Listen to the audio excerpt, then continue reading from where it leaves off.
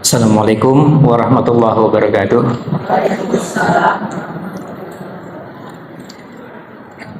Alhamdulillahil karimir rahman, allamal quran, khalaqal insana, allamahul bayan. Asyhadu an la ilaha illallah wahdahu la syarikalah wa asyhadu anna Muhammadan abduhu wa rasuluh. Allahumma salli wa sallim ala nabiyyina Muhammad wa ala alihi wa sahbihi ajmain, amma ba'd. Bapak Ibu sekalian yang saya hormati, alhamdulillah pada kesempatan pagi menjelang siang ini kita bisa sama-sama hadir di masjid yang mulia ini untuk sama-sama belajar. Dan tema yang akan kita bahas bersama adalah bahasan yang berkaitan dengan amalan yang akan kita kerjakan 10 hari ke depan. Selama 10 hari ke depan, dan ini amalan yang kalau kita melihat dari hadis yang ada, seharusnya kita berikan perhatian seperti kita memberikan perhatian pada bulan Ramadan. Paling tidak, kalau kita sebelum bulan Ramadan kita biasanya persiapan. Begitu mau masuk bulan Ramadan, kita sudah persiapan bahwa besok bulan Ramadan misalnya, atau lusa, atau mungkin 1 pekan sebelum Ramadan kita sudah persiapan. Persiapan baik itu kita tahu bahwa besok Ramadan atau pekan depan Ramadan, dan kegiatan-kegiatan sudah kita siapkan. Tapi sayangnya kalau Zulhijjah tidak seperti itu. Hanya orang biasa-biasa aja, mau 1 Zulhijjah, 5 Zulhijjah, atau bulan Muharram, rasanya sama seperti biasa. Nah, inilah yang kita coba bahas. Kita ingin mendudukkan 10 hari pertama bulan Zulhijjah itu sebagaimana mesti. Artinya bulan Zulhijjah ini terutama di 10 hari pertamanya itu tidak sama dengan yang lain. Saya akan awali pembahasannya dimulai dari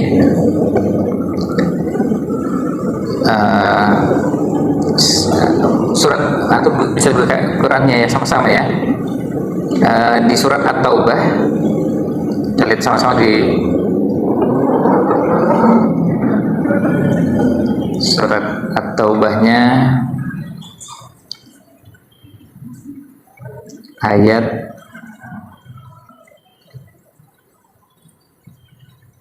ya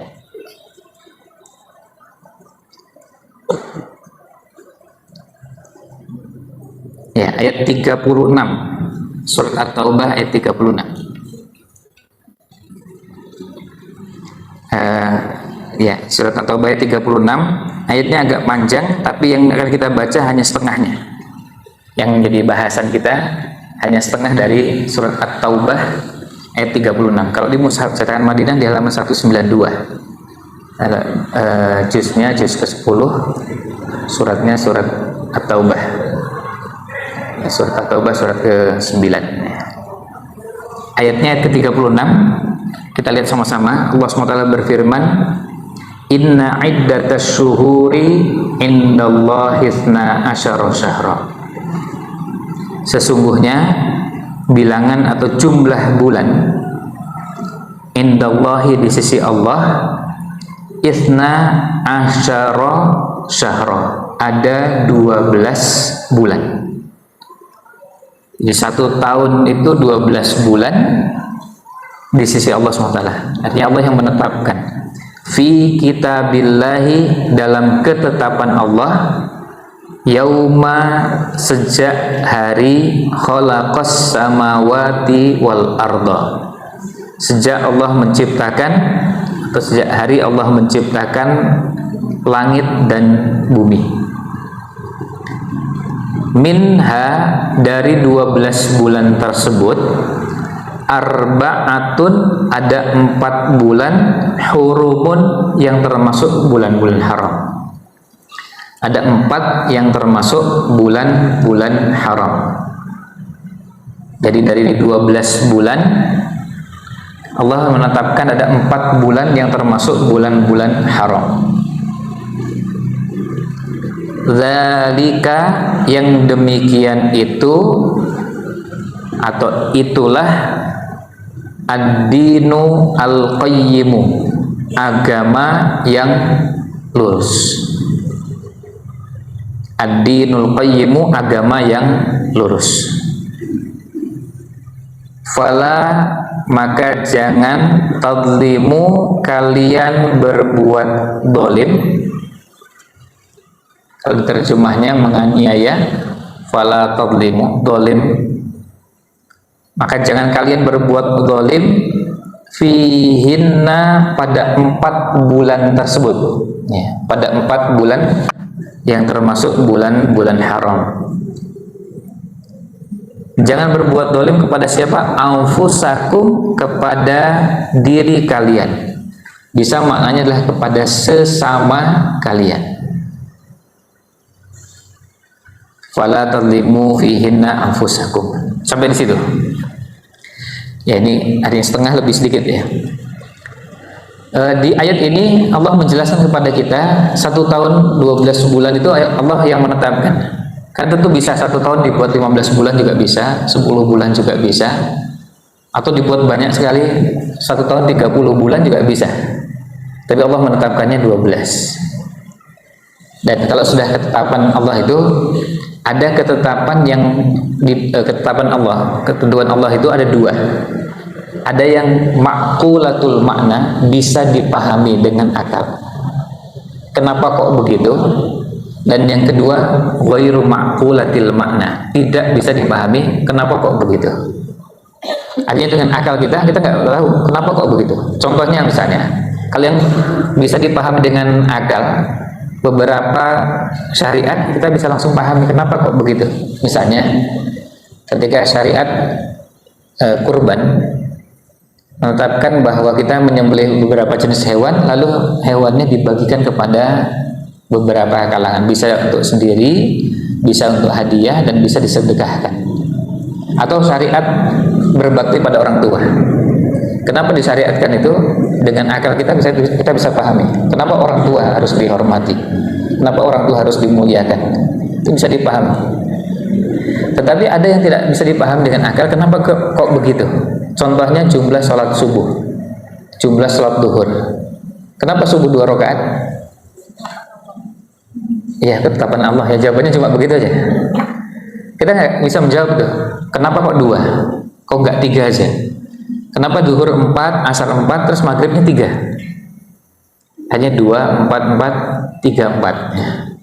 Ada salam jamaah, nomor HP-nya 24434 ujungnya. Terus katanya untuk mengingatnya gampang, Ustaz. Ya, pokoknya jumlah rakaat sholat deh. Terus saya bilang, oh iya benar juga ya. Ternyata orang nggak membayangkan gitu. Tapi sejak beliau menyampaikan begitu, saya jadi cepat ingatnya.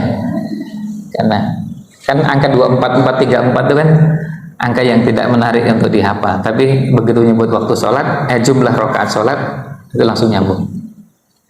Nah, cuma kalau yang nomornya yang lain lagi, ya urutannya diubah gitu. Kalau saya 34244 misalnya, oh, berarti maghrib dulu gitu. Ya. Kalau yang lain subuh, yang lain lagi zuhur, ada yang mulainya 44342, berarti zuhur dulu ya. Ini pokoknya cocokologi ya, cocok-cocokan ya, untuk memudahkan. Nah, kembali ke bahasa kita. Jadi kalau ditanya kenapa sholat subuh 2 rakaat, ya kita nggak bisa memberikan jawaban. Ya kita hanya cuma bisa mengatakan, ya itulah ketentuan Allah. Kalau penjelasan dengan logika yang bisa dipahami, nggak bisa. Ya paling kita cuma mengatakan dari sononya cuma begitu. Ya sudah begitu, memang 2. Kenapa 2? Ya kita nggak tahu. Hikmahnya mungkin bisa dicari, tapi alasan kok 2? Kalau berbakti pada orang tua, kita bisa dengan mudah mengatakan kenapa kok berbakti pada ibu, pada bapak. Oh jelas, karena orang tua telah, kita bisa sebutkan alasan-alasan dan bisa dipahami. Tapi kalau 2 itu nggak bisa. 2 rakaat subuh itu, kenapa kok 2? Kenapa sholat Jumat itu 2? Tapi kalau sholat duhur 4. Ya kita cuma mengatakan itulah ketentuannya. Nah maka itu juga sekaligus menjelaskan kepada kita, tidak semua dalam syariat itu bisa dipahami dengan logika. Contoh yang lain kata Ali bin Abi Thalib adalah ketika kita mengusap khuf. Khuf itu, nah ini saya lupa lagi bawa khufnya ya. Tapi pernah ya? Oh ya berarti alhamdulillah berarti sudah ya. Jadi Kalau kita mengusap khuf, jadi fungsinya kaos kaki tapi bahannya dari kulit. Kalau dilihat kan sebenarnya nggak masuk di akal kita, kenapa yang kotor bawah tapi yang dibersihkan atasnya. Pada saat kita mengusap khuf atau yang gampang misalnya menggunakan kaos kaki, kenapa pada saat berwudu ketika mengusap khuf itu malah justru bagian atasnya. Jadi kalau kaki kita seperti ini justru bagian atasnya, padahal yang kotor bawahnya. Sama halnya dengan kalau ada yang ngentut terus batal wudunya, kenapa yang diusap mukanya? Ya. Kan yang ngentut bukan mukanya. Nah, tapi kalau wudu tetap aja yang dibersihkan mukanya, tangan sampai kaki, dan bagian tempat keluarnya ngentut nggak dibersihkan sama sekali. Ya biar aja. Nah, ya begitu nih tuntunannya. Nah, oleh karena itu ada beberapa tuntunan syariat itu kadang-kadang kalau mau dipaksakan kenapa, ya emang nggak ada jawabannya. Ya tuntunannya begitu. Kan susah kita menjelaskannya. Coba kenapa kok ngentut terus kemudian yang dibersihkan mukanya. Ada yang cari alasannya begini, ya kalau pas ngentut kan yang malu mukanya. Ya. Ya, kan yang malu bukan organ tubuh yang lain, tapi yang malu mukanya. Tapi kan itu ya cocokologi ya. Ya, kalau alasannya itu kan kalau sekarang ngentutnya di tempat tersembunyi, nggak ada yang melihat, nggak ada yang mendengar. Misalnya saya di kamar cuma sendirian, ngentut sendirian, kan sebenarnya nggak malu ya. Ya tetap aja wudunya ya mukanya juga. Ya, dia wudunya tetap gerakannya yang diusap, dibasuh, ya sama. Jadi ini nggak ada urusannya dengan malu ya. Mau malu nggak malu, di tempat terbuka, tempat tertutup, kita sendirian di depan orang banyak, wudunya tetap sama. Nah, ini yang dinamakan syariat. Ada dua jenis, yang bisa dipahami dengan akal dan yang tidak bisa dipahami. Artinya kenapa kok begitu? Ya memang tuntunannya begitu. Nah, nanti sama juga dengan sholat. Kenapa sholat itu? Kalau setiap kita sholat selalu dimulai dengan takbiratul ihram dan diakhiri dengan salam. Kenapa takbir dulu? Oh enggak rukuk dulu? Kenapa urutannya dari takbir, selalu rukuk, kemudian i'tidal lalu sujud? Kenapa sujudnya 2 kali? Kenapa enggak sekali aja seperti rukuk? Dan kenapa yang lain? Jawabannya apa? Ya, kita nggak bisa jawab. Jawabannya ya ketentuannya begitu. Tuntunannya memang begitu. Kita tidak bisa mengatakan dengan jawaban apapun karena memang tuntunannya seperti itu. Jadi ini akan memudahkan kita memahami syariat. Sehingga ada beberapa bagian syariat nggak bisa dipaksakan, harus dijelaskan kenapanya ya. Karena memang nggak bisa dijelaskan. Kita hanya mengatakan tuntunannya begitu. Dan nanti silahkan dikembangkan pada beberapa bahasan dalam syariat kita. Nah, kemudian kita lihat lanjutannya. Dalam 1 tahun 12 bulan itu ada 4 yang termasuk bulan-bulan haram. Minha arba'atun hurum. 4 bulan haram itu apa saja? Nah, 4 bulan haram ini kebetulan kita sedang berada di dalamnya. Pertama bulan Dzulqa'dah, biasanya disebutkan Dzulqaidah. Yang kedua bulan berikutnya yaitu Dzulhijjah. Lalu yang ketiga bulan berikutnya lagi yaitu bulan Muharram. 3 bulan berturut-turut. Dzulqa'dah, Dzulhijjah, Muharram. Nah, satu yang terpisah itu bulan Rajab. Ini bulan Rajab. Dan belum pernah kita sampaikan 1 tahun 12 bulan itu, dari 12 bulan itu ada 6 bulan yang berpasangan dan 6 bulan yang lain tidak berpasangan. Berpasangan itu maksudnya pasangan, ada pasangannya 2-2. Coba kita lihat mulai dari Muharram dengan Safar tidak berpasangan, Muharram, Safar. Tapi berikutnya 2 bulan berikutnya, bulan ketiga dan bulan keempat berpasangan, Rabi' dan Rabi'. Ini sama-sama Rabi'ul Awal. Ya. Jadi Rabi' dengan Rabi'. Kemudian bulan kelima dan keenam juga berpasangan, Jumadil dan Jumadil. Ya, Jumadil. Ini berpasangan. Nah, di sini kita sudah lihat 2 bulan tidak berpasangan, tapi 4 bulan berikutnya masing-masing berpasangan dua-dua. Robi, Jumadil. Berarti 6 berpasangan. Sekarang 6 berikutnya, bulan ke-7, 8, 9, 10. Jadi bulan ke-7-nya Rajab, bulan berikutnya Sya'ban, tidak berpasangan. Bulan berikutnya Ramadan, lalu bulan berikutnya Syawal. Ke-4 bulan itu tidak berpasangan. Nah, sisanya tinggal 2 yang terakhir berpasangan, Dzu dan Dzu. Ya, Dzulqaidah atau Dzulqa'dah dan Dzulhijjah sama-sama berpasangan, Dzu dan Dzu. Ini masing-masing berpasangan. Nah, ini yang kita kenal dari 1 tahun. Jadi 1 tahun 12 bulan itu kalau dihitung 6 bulan berpasangan masing-masing 2-2, jadi ada 3 bulan 3 pasangan misalnya. Dan ada 6 bulan yang lain tidak berpasangan. Kebetulan yang berpasangan ini Dzulqa'dah, Dzulhijjah berpasangan, kemudian Muharram tidak berpasangan, dan Rajab juga tidak berpasangan. Nah, Dzulqa'dah ini sudah kita lewati. Ini tergantung ikut keputusan pemerintah. Kalau yang ikut keputusan pemerintah berarti masih ada hari ini. Ini hari terakhir. Kalau yang ikut Muhammadiyah berarti hari ini sudah tanggal 1 Dzulhijjah.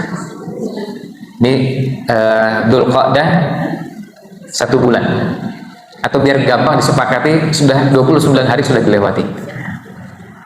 Ya, 29 hari bulan Dzulqa'dah sudah dilewati. Lalu bulan Dzulhijjah. Kemudian nanti bulan berikutnya bulan Muharram. Cara kita melihat 3 bulan ini berturut-turut itu harusnya membuat kita memposisikan kegiatan dengan cara yang berbeda. Kenapa? Karena ayatnya coba kita lihat di sini.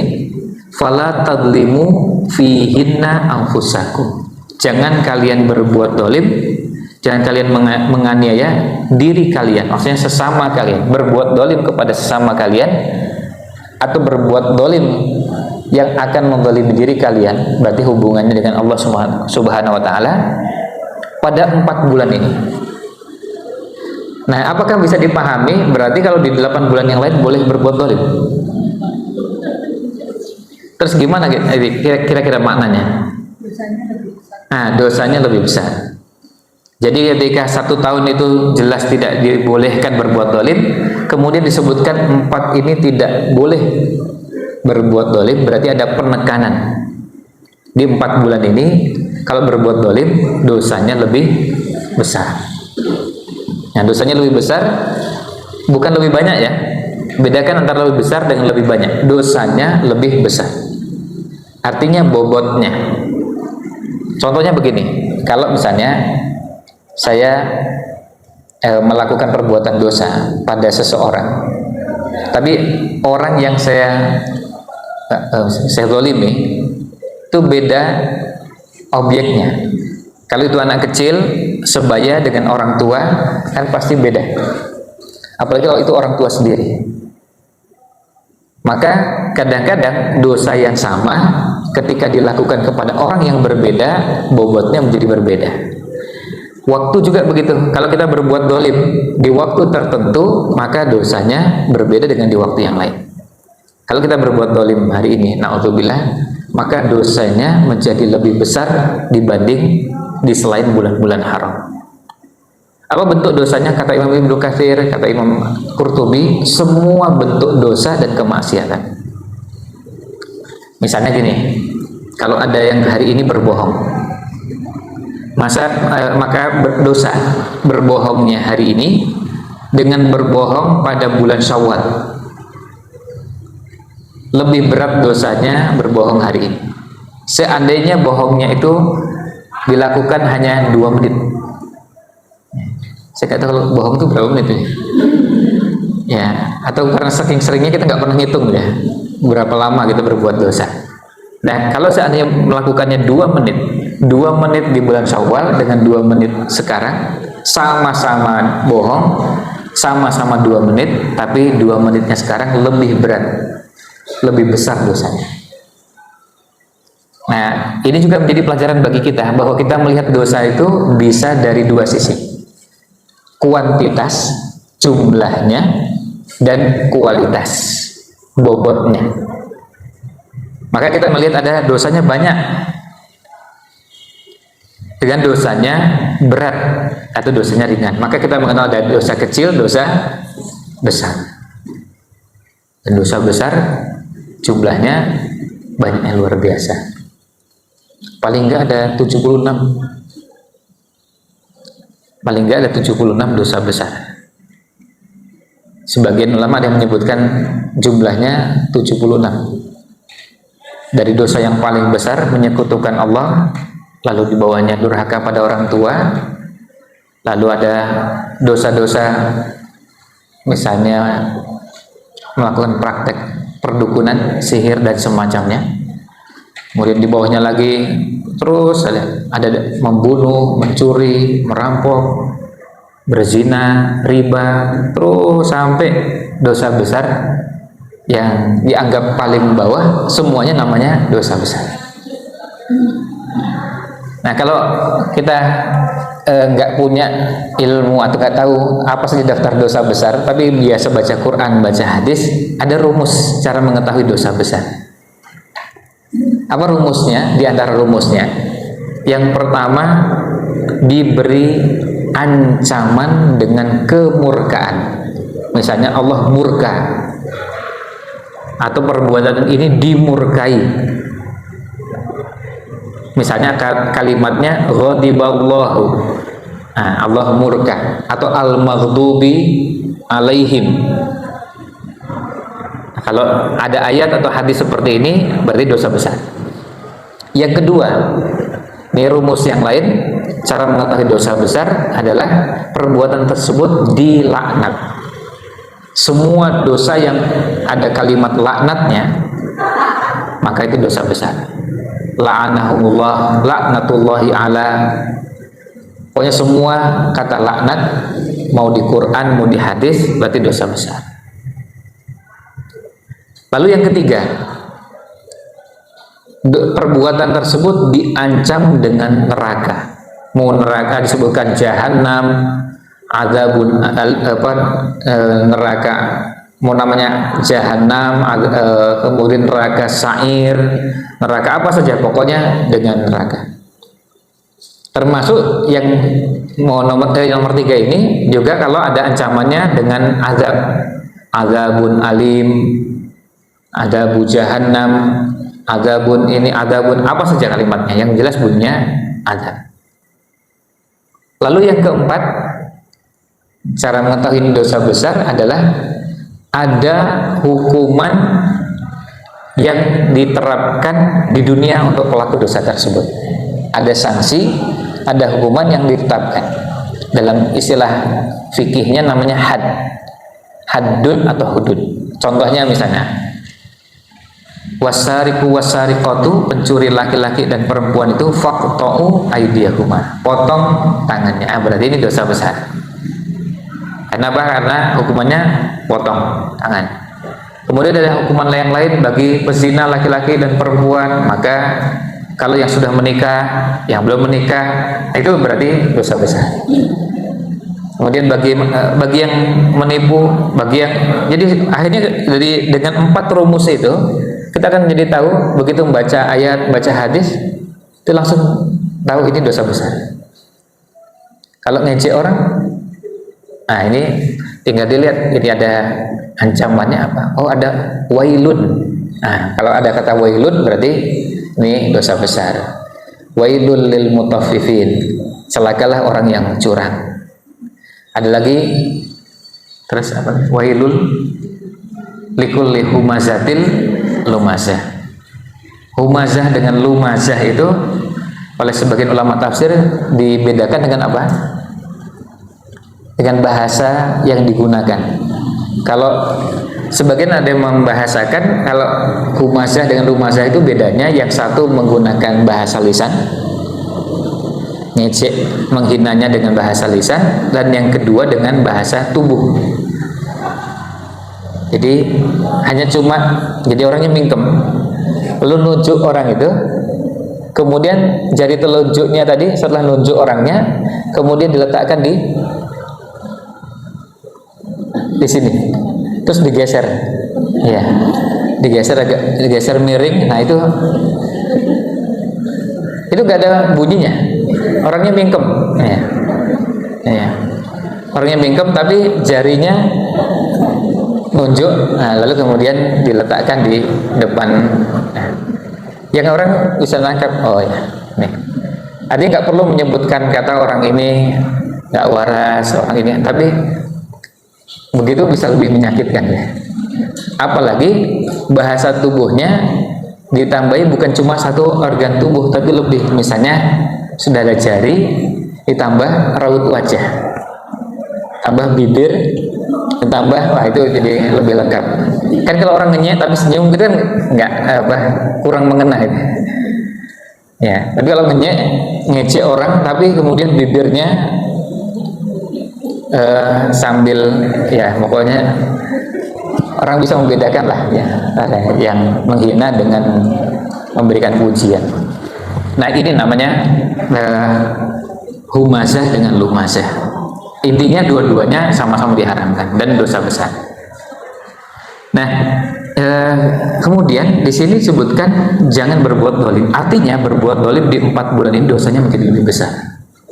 Kalau kita berbuat dolim lebih besar, berarti PR kita untuk di 3 bulan ini usahakan sebisa mungkin menjauhi segala bentuk kezaliman, apapun kezalimannya. Usahakan jauhi segala bentuk kezaliman, apapun bentuknya. Jadi sebabnya kenapa? Karena dosanya lebih besar. Dan kalau sudah seperti itu, berarti ini adalah bentuk takwa yang sering dimaknai dengan takwa itu kan menjalankan perintah, menjauhi larangan. Nah ini bagian menjauhi larangannya. Yang ternyata larangan itu banyaknya luar biasa. Bahkan sebagian ulama mengatakan kalau kita ngaji seperti ini, sebetulnya yang perlu dipelajari duluan tuh perintah apa larangan. Kata para ulama larangan. Larangan yang didahulukan karena apa? Karena dia harus ditinggalkan. Dan semua larangan itu harus ditinggalkan. Tetapi kalau perintah, tidak semua perintah harus dikerjakan. Contohnya misalnya kurban, oh saya nggak bisa kurban, nah berarti nggak kurban. Ada perintah haji, wajib haji, tapi saya nggak mampu haji, ya nggak ada kewajibannya. Zakat, saya nggak mampu berzakat, berarti nggak kena kewajiban tuh. Jadi ada sebagian perintah-perintah dalam syariat tidak bisa dikerjakan karena memang tidak mampu. Nah ini 3 bulan fokus pembahasan kita atau fokus kegiatan kita, gimana caranya kalau dosa-dosa yang selama ini kita kerjakan bisa sampai betul-betul dikurangi. Kalau ada yang sudah mulutnya nggak bisa kalau nggak ngenyek orang atau ngerasani orang, kan ada yang memang kalau nggak ngerasani orang tuh gatel gitu ya. Jadi pas lihat apa ngajar gini, lihat tasnya, komentari tasnya, kemudian lihat bajunya, kerudungnya, ada aja yang, dan matanya itu kalau melihat sesuatu atau lihat seseorang seperti lalat. Lalat itu nggak bisa hinggap di tempat yang bersih. Lalat itu selalu hinggap di tempat yang kotor. Jadi kalau yang dilihat itu selalu yang jelek. Jadi begitu lihat ada ibu yang baru datang, yang dilihat pertama kali itu kejelekan. Udah datang terlambat, terus tasnya jelek, terus apa ya pokoknya. Jadi ini kenapa kok jadi yang muncul tuh yang jelek-jelek gitu? Sementara kita nggak tahu, beliau datang terlambat bisa jadi karena memang tadi ada keperluan mendadak yang tidak bisa dihindari. Yang seandainya itu terjadi pada kita pun pasti akan melakukan. Karena ada hal-hal yang sulit dihindari. Ada sesuatu yang mendesak, mendadak, dan tidak bisa kita hindari. Seandainya kita berada di tempat itu, mungkin kita juga akan melakukan hal yang sama. Ya, akhirnya terlambat. Ya sebenarnya biasa-biasa aja gitu. Nah, sekarang gimana kalau dalam hati aja, batin gitu ya. Ini ahli kebatinan nih. Yang batin seperti itu gimana? Nah, para ulama mengatakan bahwa yang batin seperti ini ketika belum diucapkan belum dosa, tetapi kalau jadi kebiasaan terus menerus, nah ini memang penyakit. Kadang-kadang muncul lintasan itu, dan itulah yang namanya godaan setan. Alladzi yuwaswisu fi sudurin nas. Kan begitu. Setan itu memang kerjaannya membisikkan. Jadi ketika lihat orang yang dibisikkan nggak mungkin yang baik, namanya juga setan. Pasti yang dibisikkan yang jelek-jelek, muncul prasangka, curiga, terus pokoknya yang kira-kira yang jelek-jelek. Kan nggak mungkin setan ngajari kita berhusnudzon sama orang, ya berpikiran positif. Ya mungkin orang nggak, setan nggak ngajarkan itu. Nah, ini kerjaannya setan. Kemudian jadi bahasa Indonesia, jadi yuwaswisu jadi was-was. Nah, sampai akhirnya was-was itu menjadi sesuatu yang melekat dalam sebagian kita di banyak ibadah. Ketika berwudu, begitu sudah sampai kaki, was-was. Tadi kupingnya udah belum? Nah, iya, belum basah ya? Diulang lagi wudunya. Sudah wudu lagi, nah tangan sebelah sini udah basah belum ya? Was-was dengan wudunya. Jadi bisa sampai berulang-ulang wudunya. Setelah selesai wudunya, masuk ke sholat, sudah takbir, pas begitu ruku, tadi sudah baca doa iftitah belum? Ini Al-Fatihahnya. Nah, jadi pokoknya itu kerjaannya setan. Supaya kita ini kalau mengerjakan ibadah nggak mantap dengan ibadah yang kita kerjakan. Ada sih. Dan kita harus tahu setan itu memang salah satu kerjaan itu. Meskipun kalau dalam hadis di Sahih Muslim ternyata pekerjaan setan yang seperti ini masih belum diapresiasi oleh iblis. Ini dianggap biasa. Nah, ibu kalian perlu tahu. Ya, bapak juga perlu tahu. Ini setiap hari iblis itu kan punya pasukan. Dalam hadisnya disebutkan ba'atha saroyahu. Iblis itu setiap hari ngutus pasukan. Kerjanya apa? Mengganggu manusia. Apa saja dikerjakan. Pokoknya yang bisa diganggu, diganggu. Semuanya. Dan kemudian mereka masing-masing laporan. Lalu kemudian iblis tanya, kamu sudah apa? Sudah apa? Ini jadi bayangkan kalau seandainya ini majelis iblis ini. Ya. Majelisnya iblis, lalu kemudian laporan semua nih, pasukan bala tentaranya, kemudian oh saya sudah ini, saya buat orang ini was-was, berprasangka buruk, curiga, kemudian ada yang sampai memukul, ada yang ngambil haknya orang, semuanya. Terus kata iblisnya, itu belum apa-apa. Ternyata yang diapresiasi luar biasa adalah ketika ada bala tentaranya itu yang datang dan kemudian mengatakan saya sudah berhasil mengganggu seseorang, akhirnya membuat orang tersebut tidak akur lagi dengan pasangannya. Suami istri jadi tidak akur gara-gara apa? Gara-gara campur tangannya setan. Dan ketika mendengar itu, apa yang dilakukan setan? Iblis itu, iblis lalu kemudian manggil bala tentaranya itu yang sudah mengganggu dan membuat rumah tangga jadi rusak, kemudian didekatkan.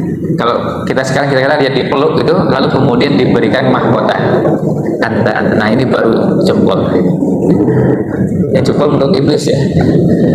Jadi hanya kita bisa tahu bagaimana tipu dayanya setan iblis dalam setiap hari, dan bayangkan itu tiap hari. Maka kalau kita mendengar ada rumah tangga yang bermasalah, ya bisa jadi karena memang setan masuk ke rumah tangga tersebut. Dan semua kita jangan ada yang merasa aman rumah tangganya beres dan tidak ada gangguan sama sekali. Itulah sebabnya kenapa syariat mengajarkan kepada kita kalau orang masuk ke dalam rumah suruh apa? Salam. Selain salam apa? Bismillah. Yang kemudian ketika masuk akhirnya apa? Ketika mendengar itu iblis dan pasukannya mengatakan la mabita alaikum wala asya. Berarti kalian nggak punya jatah untuk makan di rumah ini dan mengganggu penghuni rumah ini. Tapi begitu nggak baca itu langsung iblis masuk yuk. Jadi akhirnya membawa balap tentaranya, pasukannya untuk mengganggu yang ada di rumah itu, yang diganggu anaknya, ganggu suaminya, istrinya. Jadi tiba-tiba kok mudah marah, ngamuan. Nah ini bisa jadi ada peran setan. Ya. Nah itu bagian pertama. Tapi kemudian sekarang kita masuk ke bulan Dzulhijjah yang di 10 harinya. Apakah ada di Al-Quran yang secara khusus menyebut ini? Kalau secara khusus menyebutkan langsung tidak, tetapi di tafsirannya ada, yaitu pada surat Al-Fajr ayat 2. Wal fajri, lanjutannya apa? Walayalin ashr. Nah, demi waktu fajar dan demi malam-malam yang jumlahnya 10. Salah satu tafsirannya, tafsiran dari walayalin fajr adalah 10 malam yang dimaksud adalah 10 hari pertama bulan Dzulhijjah. Jadi Allah bersumpah dengan 10 hari pertama bulan Dzulhijjah. Ini salah satu tafsiran dari beberapa ulama. Nah, kalau sebegitu pentingnya pasti ada sesuatu di situ.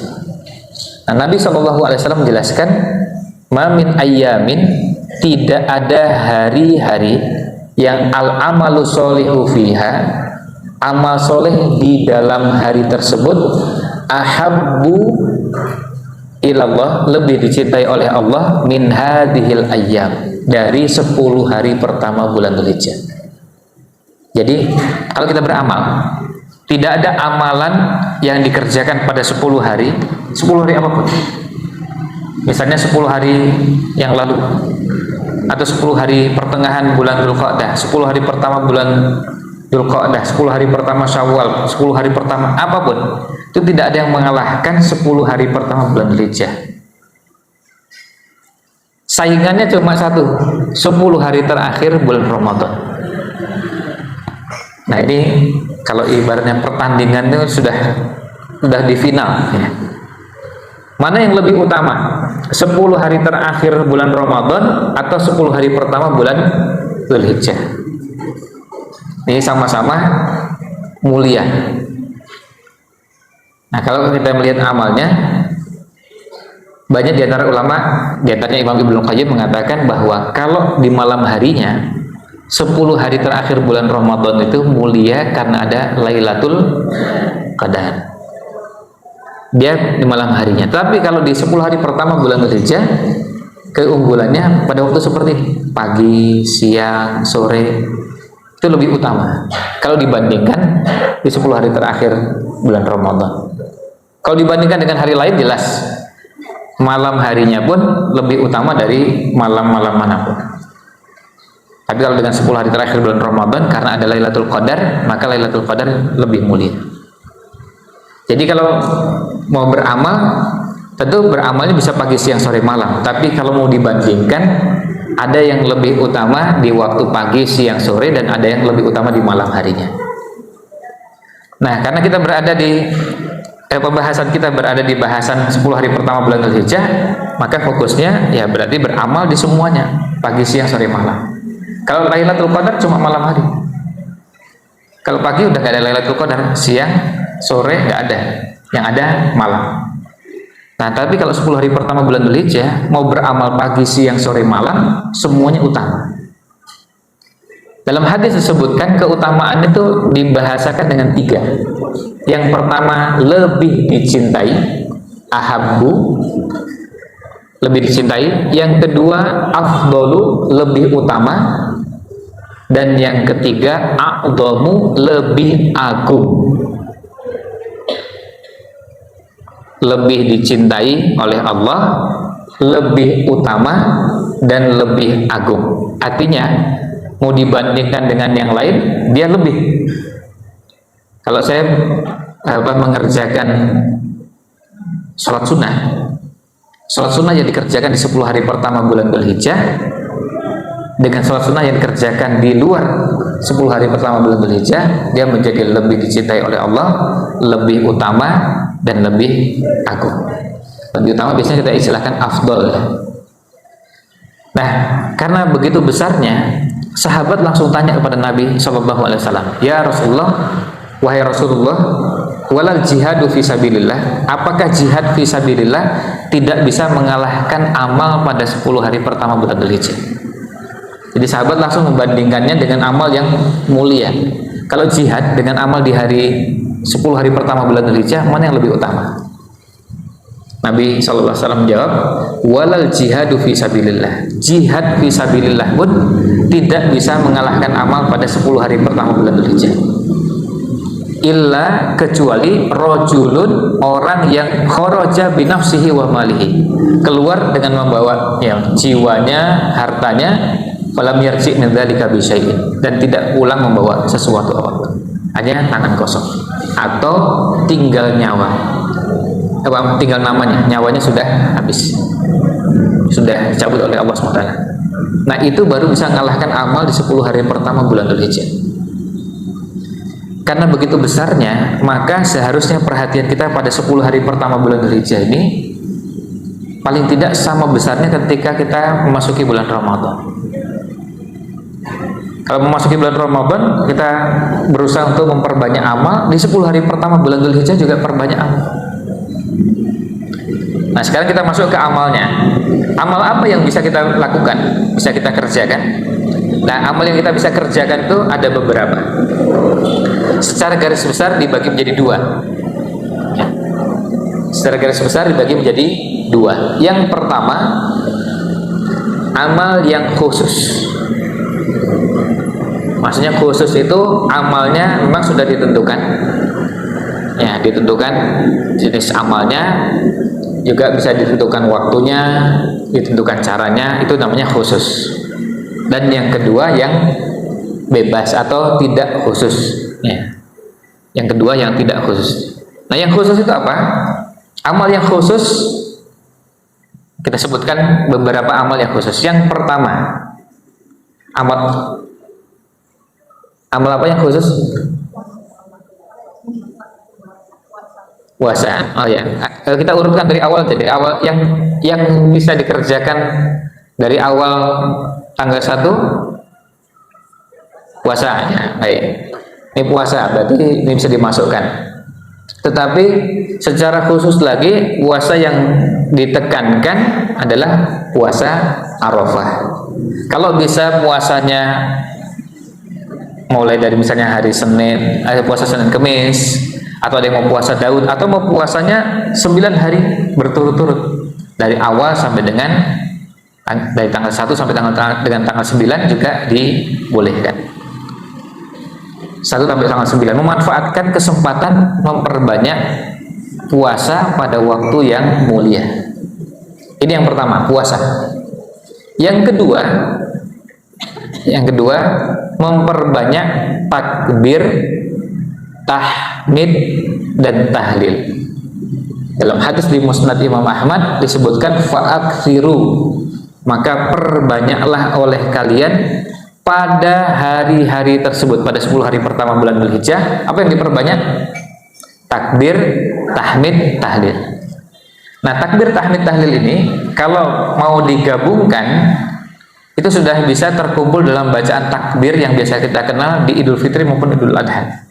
Biasa kita namakan, kalau orang Indonesia biasanya dikasih tambahan an, ya, takbiran, ya, takbiran. Ini bukan, dan ini di Indonesia secara umum ya, bukan karena Jogja kemudian biasanya berakhiran an, ya, gambiran, sunatan atau prajan, pilan, itu bukan karena itu.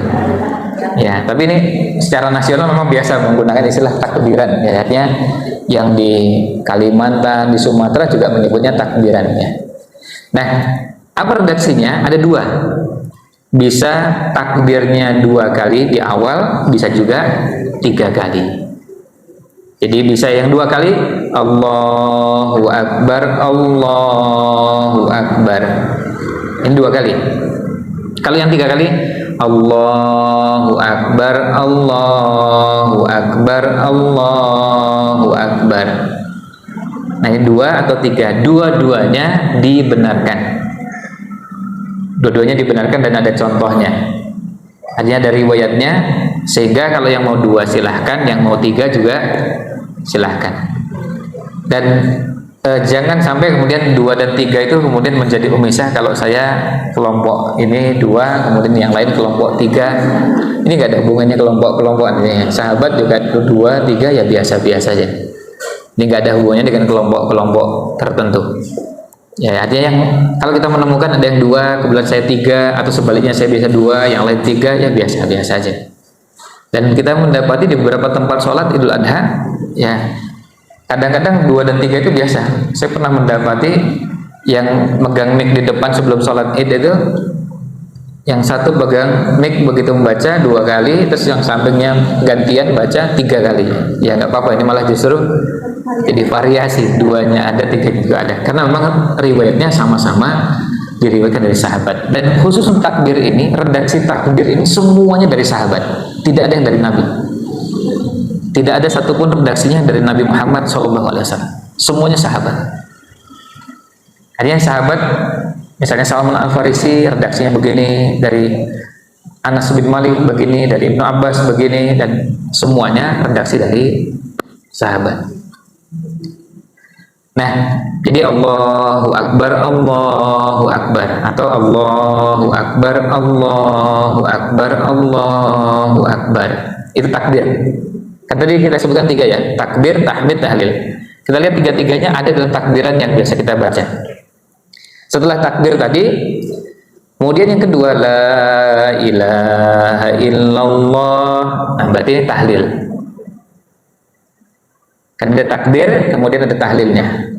Lalu berikutnya, Allahu Akbar, Allahu Akbar, walillahil hamd. Nah, walillahil hamd itu tahmid.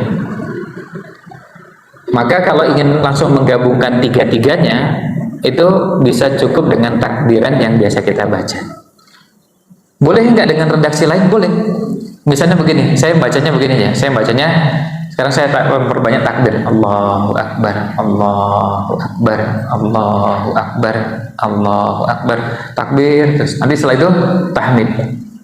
Setelah itu tahlil. Terpisah-pisah juga seperti itu boleh. Karena tidak ada ketentuan harus dengan redaksi khusus. Tapi perintahnya dari Nabi Shallallahu Alaihi Wasallam diperbanyak. Nah, ketika disebutkan diperbanyak, maksudnya kita membiasakan supaya kalimat itu yang banyak keluar dari lisan kita, dan bukan dipercepat. Ya, redaksinya bukan dipercepat. Jadi maksudnya Allahu Akbar, Allahu Akbar, Allahu Akbar. Jadi hanya kalimat Allahu Akbarnya jadi nggak jelas gitu. Karena ngejar target, saya mau ngejar 1000 kali takbir, lalu supaya tercapai dengan kecepatan tertentu sampai nggak jelas.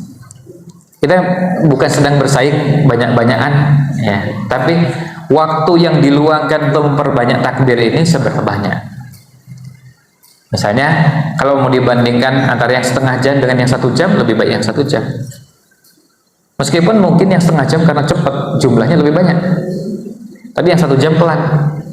Kan seperti tadi, takbir kalau yang kita baca, saya contohkan, kan pelan. Allahu Akbar, Allahu Akbar. Itu kan pelan. Tapi kan bisa lebih cepat kan? Nah, tapi saya memang nggak berniat untuk ngejar kecepatan gitu. Tapi yang penting kan banyak. Ya.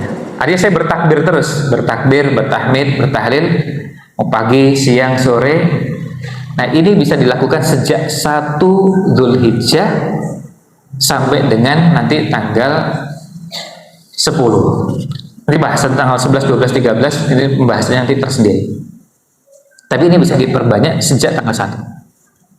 Maka kalau kita melihat apa yang dilakukan oleh para sahabat, ada sahabat Ibnu Umar, ada sahabat Abu Hurairah, ingin syiar takbir ini menggema di masyarakat. Apa yang dilakukan? Ada yang pergi ke pasar, lalu takbir sehingga orang-orang di pasar juga ikut takbiran.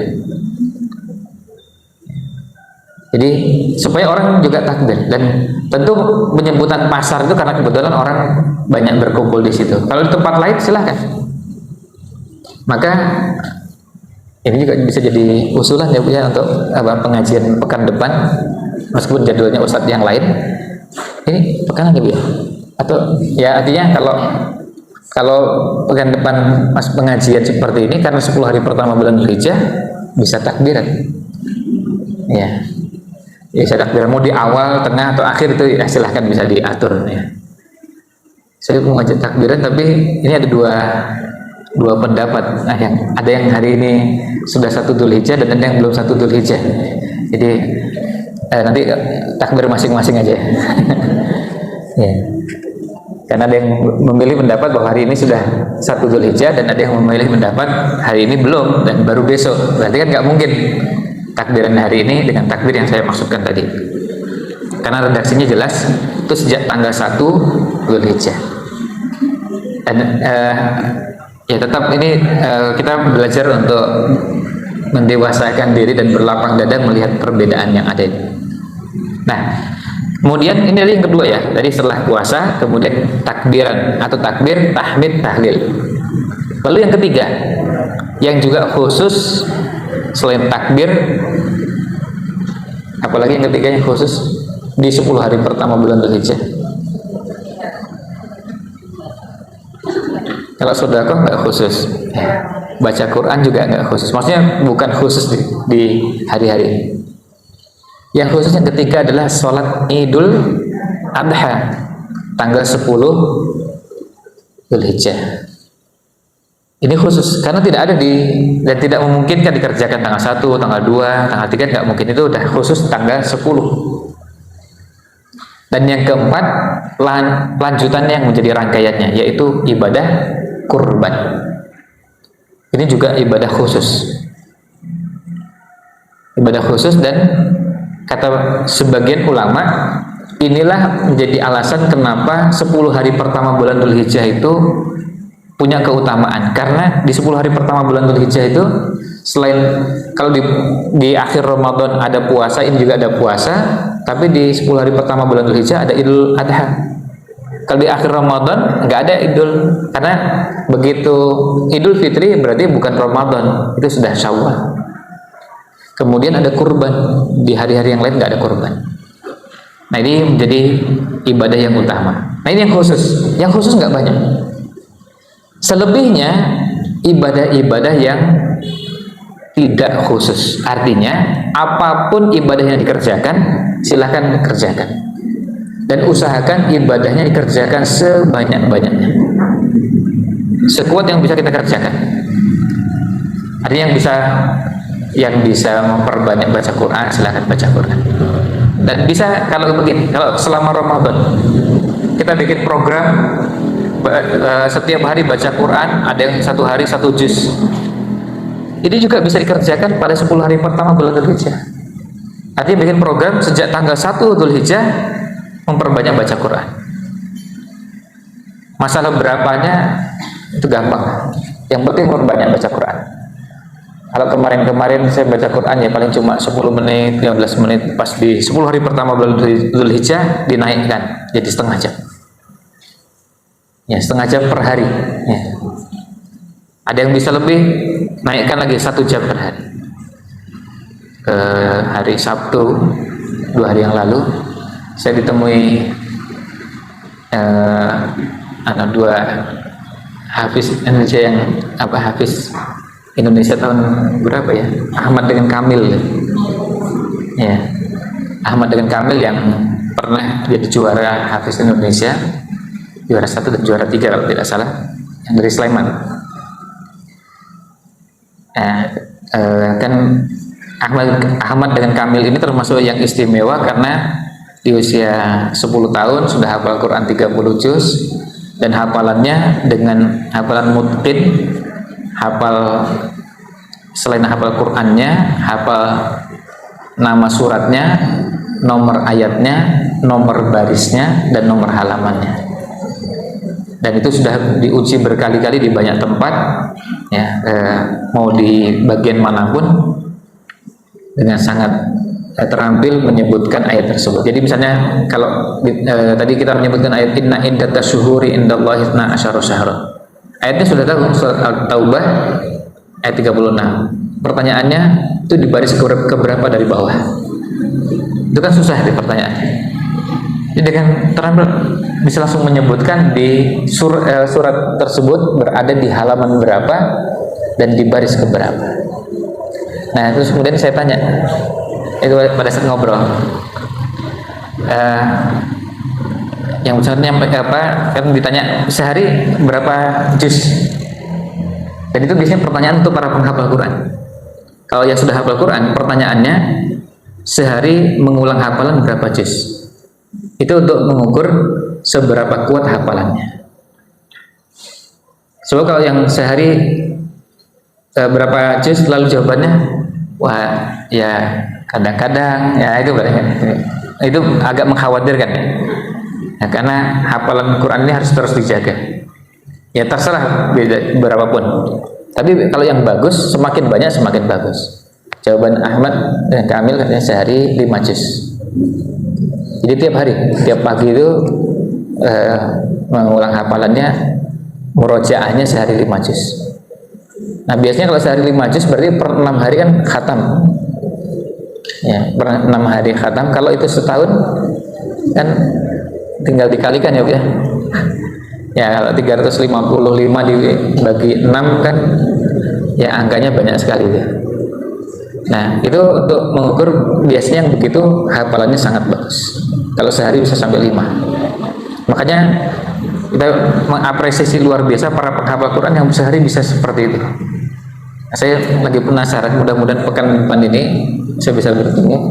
Ada yang putranya, jadi ada seorang ustadz, putranya beliau tinggal di daerah Karanganyar Solo ya. Sehari itu mengulang hafalannya 10. Jadi tiap 3 hari khatam, dan anaknya masih di usia SD ya. Nah, saya penasaran ingin ketemu dengan dengan orang tuanya. Gimana caranya ngajari anak begitu tuh? Saya tanya anaknya menikmati apa tersiksa gitu dengan begitu ya. Kan kita ingin melihat suasananya. Kata yang sudah sempat bertemu katanya, ya anaknya sudah menikmati karena memang itu seperti pekerjaan harian dan sudah gak terbebani lagi. Apalagi kalau sudah hafal bisa sambil lari-lari, jalan-jalan gitu, tapi mulutnya murojaah meskipun biasanya memang sambil duduk ya. Tapi yang jelas itu mengulang kan. Nah, yang ingin saya ceritakan tadi adalah durasinya. Terus kemudian saya tanya jam berapa sampai jam berapa itu? Ya biasanya ya pagi lah, pada subuh gitu. Setelah selesai zikir pagi sampai kira-kira 9:30 atau jam 10 pagi. Itu mengulang hafalannya. Jadi setiap hari jadwalnya seperti itu. Nah itu untuk waktu untuk Quran. Nanti setelah itu untuk yang lain. Nah saya ceritakan ini dengan maksud supaya masing-masing kita bisa punya agenda di 10 hari pertama bulan Dzulhijjah ini. Kira-kira untuk Quran berapa lama?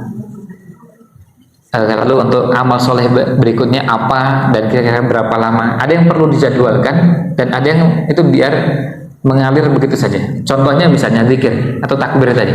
Kan takbir nanti bisa begitu kita selesai pengajian ini, kita pulang dengan kendaraan masing-masing di perjalanan bisa sambil takbir, tahmid, tahlil, atau mau zikir-zikir yang lain juga boleh. Nah, intinya amal yang kedua ini tidak khusus. Tidak khusus itu artinya bebas mau amal apapun dan semua kita pasti bisa mengerjakannya. Maka tidak ada yang bisa beralasan saya tidak bisa beramal. Karena apa? Karena pilihan amalnya bebas. Saya tidak bisa berinfak, loh gak harus infak.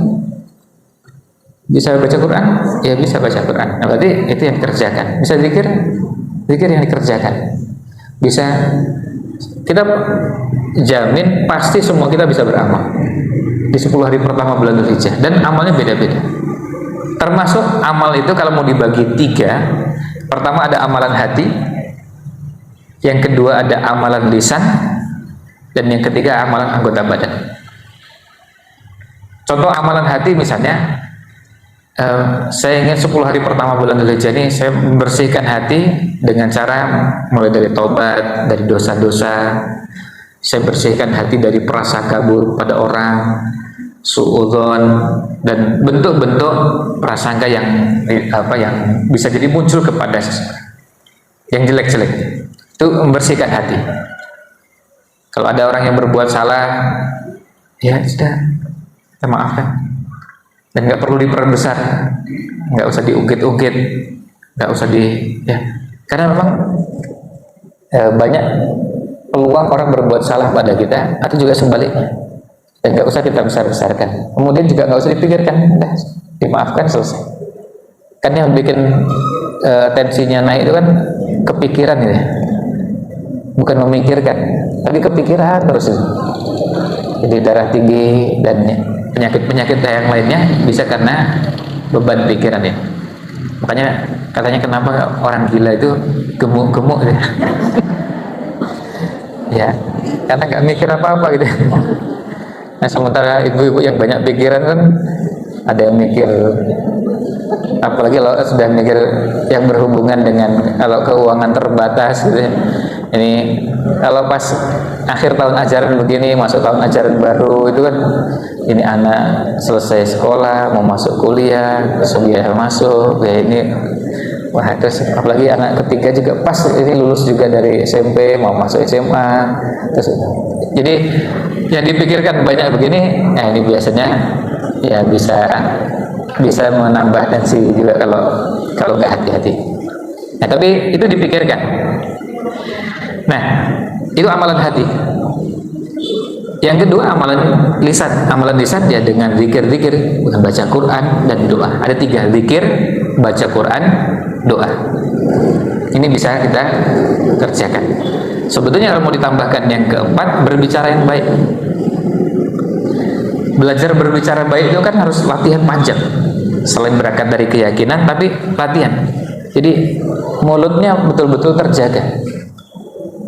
Gimana caranya tidak menyakiti orang? Wa qulu linnasi husna, berbicara yang baik pada orang, nggak menyakiti pasangan, suami atau istri, hanya suami pada istri, istri pada suami, atau tidak menyakiti pada tetangga, anak, ke siapapun, termasuk kalau sampai muncul kata-kata kasar itu terdengar oleh yang tidak layak mendengar. Misalnya anak mendengar kata-kata kasar dari lisan kita dan mereka mendengar atau melihat. Kan caranya ngamuk, caranya marah, caranya macam-macam yang langsung mereka bisa langsung lihat. Apalagi kalau itu berulang, naudzubillah. Kalau itu berulang, akhirnya anak kan jadi belajar. Oh caranya marah itu begitu. Bisa dengan cara melempar, bisa caranya dengan mengucapkan kata-kata yang kasar, suaranya meninggi, atau bentuk-bentuk yang lain. Ini lisan. Nah ibadah lisan itu apa? Bisa dengan zikir, doa, baca Quran, atau berbicara yang baik. Berbicara yang baik artinya sekarang misalnya gini, kita cuma menunjukkan pada orang, atau kita mengucapkan kata-kata yang baik kepada orang yang membuat orang nyaman. Pada saat bertemu, menyapa dengan sapaan-sapaan yang kata Syekh Muhammad SAW, kita bisa dapat pahala dari situ. Contohnya misalnya ketika ketemu, Bu, gimana kabarnya? Lalu beliau jawab, Alhamdulillah, baik. Nah, kita dapat pahala karena dengan gara-gara pertanyaan kita, beliau mengucapkan Alhamdulillah. Karena kita jadi penyebab, maka kita dapat pahala. Gimana kabarnya? Lalu jawab Alhamdulillah. Nah, kata Alhamdulillah yang terlontar dapat pahala yang bersangkutan, tapi kita juga dapat pahala karena kita menjadi penyebab orang melakukan kebaikan. Bayangkan kalau setiap hari yang muncul. Makanya sebaliknya juga gerakan untuk menjauhkan umat Islam dari agamanya diantaranya adalah berusaha untuk menghilangkan kata-kata itu dalam kehidupan. Kalau itu di radio, maka penyiarnya diusahakan tidak mengucapkan kalimat-kalimat enggak ada Assalamualaikum, Alhamdulillah, dan kalimat-kalimat seperti itu dihilangkan supaya apa? Nilai-nilai Islam itu tidak muncul dalam kehidupan sehari-hari. Maka tidak ada istilah Masya Allah, itu enggak ada itu. Karena memang itu jadi program untuk menjauhkan umat Islam dari ajaran agama. Tentu saya nggak menyebut nama radionya ya. Nah, kemudian berikutnya yang ketiga, ibadah dengan anggota badan. Ibadah dengan anggota badan apapun. Misalnya sekarang gini, pas ada pengajian seperti ini, lalu ada yang melihat kok sendalnya berantakan, terus berinisiatif dirapihkan. Ini kan dengan anggota badan. Saya nggak punya uang, saya juga nggak berzikir, tapi saya cuma lihat ini kok sendalnya masih ada yang berantakan, saya toto, saya rapihkan. Kalau perlu saya buat posisinya menghadapnya keluar, sehingga nanti ibu-ibu pada saat mau keluar dari masjid ini, lihat, alhamdulillah posisi sendalnya sudah arahnya langsung keluar, jadi nggak perlu balikkan lagi badannya. Nah, ini amal kecil dan semua kita bisa. Cuma kadang-kadang contoh-contoh yang disebutkan itu supaya orang punya pilihan-pilihan amal. Nah, yang jelas semua kita bisa beramal apapun. Nah, termasuk dalamnya kalau mau ditambahkan amal yang lain adalah amal dengan harta. Amal dengan harta itu apa? Misalnya kita memfasilitasi orang berbuka puasa. Kalau di Ramadan kan ada ya. Pak Amir Masjid menawarkan silakan bagi Bapak Ibu sekalian mau berinfak untuk buka puasa, kami memfasilitasi dan kami menyediakan kesempatan satu porsinya misalnya harganya sekian ribu rupiah. Itu di bulan Ramadan. Sekarang bisa nggak? Oh, bisa sekarang. Di 10 hari pertama bulan Dzulhijjah juga bisa. Dan itu pahalanya kalau musaingkan dengan Ramadan itu nggak kalah. Nah, ini perlu dihidupkan. Perlu dihidupkan supaya orang juga semangat berpuasa pada hari-hari ini dan semangat juga untuk memberi makan orang berbuka puasa. Kalau misalnya sekarang ketika disampaikan baru diumumkan cuma 15 menit langsung habis. Terus tanya, ini peluang amalnya yang lain apa? Ini saya sudah nyiapkan uangnya. Gimana kalau menyediakan sahur? Ya. Karena ada beberapa keluarga dari keluarga tidak mampu.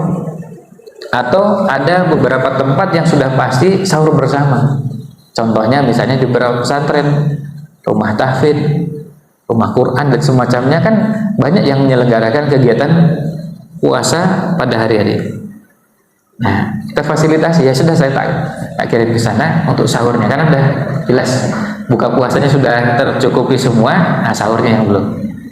Syekh Abdul Aziz At-Turaisi mengatakan ini termasuk peluang pahala amal yang besar tapi jarang dilirik oleh orang. Karena orang fokusnya ke buka puasa. Padahal sahurnya juga tidak kalah besarnya pahalanya. Intinya peluang amal yang bisa kita lakukan pada 10 hari ini kita kerjakan.